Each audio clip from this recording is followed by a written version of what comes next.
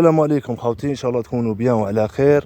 جبت لكم اليوم اشارات تدل على قبور لعائلة واحدة، مستطيل 2 3 والرابع هاوليك. هذا المستطيلات يدلون على قبور لعائلة واحدة. لماذا وضعوا مستطيلات فوق في الصخرة؟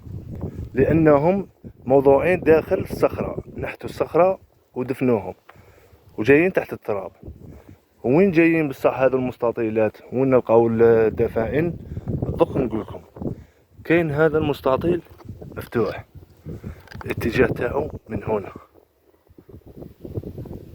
وكاين هذا الجرن الجانبي يعطينا اتجاه. هذا الجرن هذا ماهوش تثبيت، كاين جرن جانبي تجي تثبيت، وكاين الجرن الجانبي يعطينا اتجاه. هذا هو الاتجاه اللي نتبعوه. ندورو هكا ونتوكلوا على ربي. دوك نوريكم الدخول الى المغارة وين. لازم تكون تبحث في البلاصة جيدا باه تلقى المغارة. كاين هذا على شكل قبر صخري، ولكن ليس قبر هذا. انظر، دوك نديكم للمغارة وين راها. نتبعوا الجرن الجانبي.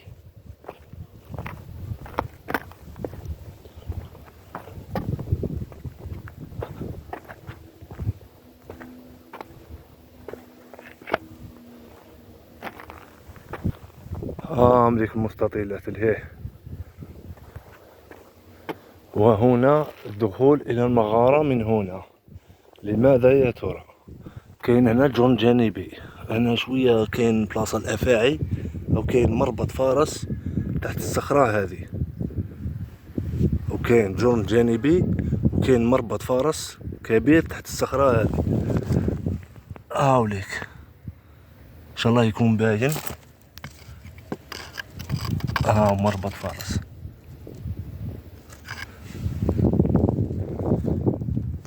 المغارة هنا،